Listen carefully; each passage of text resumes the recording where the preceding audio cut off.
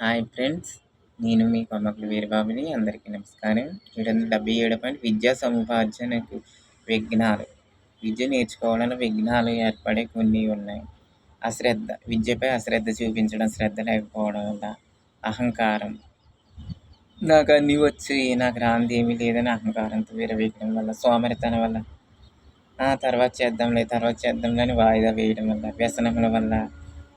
Cigarette, మద్యం, విచ్చలవిడిగా తిరగడం, జలసాలు, వినోదాలు చేయడం వల్ల, వ్యసనాల వల్ల విద్య నేర్చుకోలేరు. సమయం అంతా వాటిల్లోనే వృధా అవుతుంది. నిరాశ. నాకు వస్తుందా ఏంటి, ఎంత చదివినా నాకు ఏమీ రాదు అని నిరాశతో ఉండడం. రోగం. మన శరీరంలో వ్యాధి బాధ పెట్టడం వల్ల విద్యను సరిగ్గా నేర్చుకోలేము.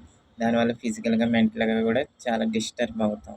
శారీరకంగా, మానసికంగా మనం గందరగోళంలో, ఇబ్బందుల్లో పడుతుంటాం.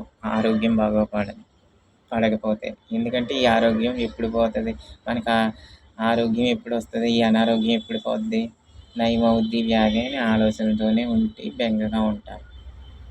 ఒక దీర్ఘ ఆలోచనతో. మందబుద్ధి అంటే తక్కువ మెదడు, చిన్న మెదడు ఉంటాం. అంటే ఏ విషయం చెప్పినా వెంటనే గ్రహించలేరు. బుర్ర సరిగ్గా పనిచేయదు. మెదడు సరిగ్గా పనిచేయక ఫాస్ట్గా ఏ విషయాన్ని క్యాచ్ చేయలేరు, పట్టుకోలేరు. చూసిన వెంటనే ఏ పని పట్టుకోలేరు. ఇలాంటి మందబుద్ధులకి కూడా విద్య రావడం కొంచెం కష్టం. ఇవన్నీ విద్యకు ఎటువంటి వారికైనా విఘ్నాలు కలిగిస్తాయి. కనుక జాగ్రత్తలు తీసుకోవడం ఉత్తమం. ఇలాంటివి తొలగించుకోవడానికి వీలైనంత వరకు చూసుకుంటే ఎంతో కొంత విద్య నేర్చుకోవచ్చు. ఓకే ఫ్రెండ్స్, ఈ పాయింట్స్ నచ్చితే లైక్ చేయండి, షేర్ చేయండి, కామెంట్ చేయండి, సబ్స్క్రైబ్ చేయండి. Thank you.